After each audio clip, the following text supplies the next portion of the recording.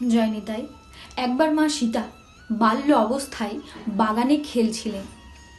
তখন উনি একজোড়া তোতা পাখি দেখলেন, যারা নিজেদের মধ্যে ভগবান শ্রীরাম এবং মাতা সীতার বিবাহ নিয়ে কথা বলছিল।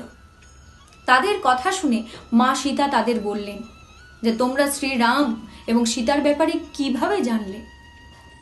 তোতা বলল, আমরা এই কথা মহর্ষি বাল্মীকির মুখে শুনেছি। তখন মা সীতা বললেন, তোমরা যে সীতার কথা বলছো সেই সীতা আমি। আমার যতদিন না বিবাহ হচ্ছে ততদিন পর্যন্ত তোমরা আমার কাছে থেকে শ্রীরামের ব্যাপারে আমাকে বলবে।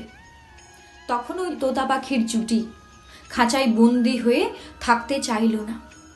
তখন মা সীতা পুরুষ তোতাটিকে ছেড়ে দিতে রাজি হলেও তিনি স্ত্রী তোতাটিকে নিজের কাছে রাখলেন। তখন পুরুষ তোতাটি বলল, আমার স্ত্রী গর্ভবতী, আমাদের দয়া করে আলাদা করে দেবেন না।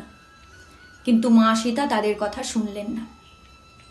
তখন স্ত্রী তোতা পাখি রেগে গিয়ে মা সীতাকে অভিশাপ দিল যে তুমি যেভাবে আমার গর্ভাবস্থায় আমার স্বামী থেকে আলাদা করেছ, সেই রকম তুমিও গর্ভবতী অবস্থায় তোমার স্বামীর থেকে আলাদা হয়ে যাবে।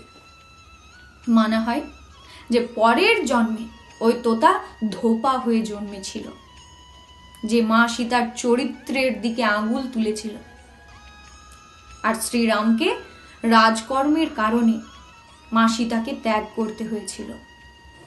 জয় নিতাই।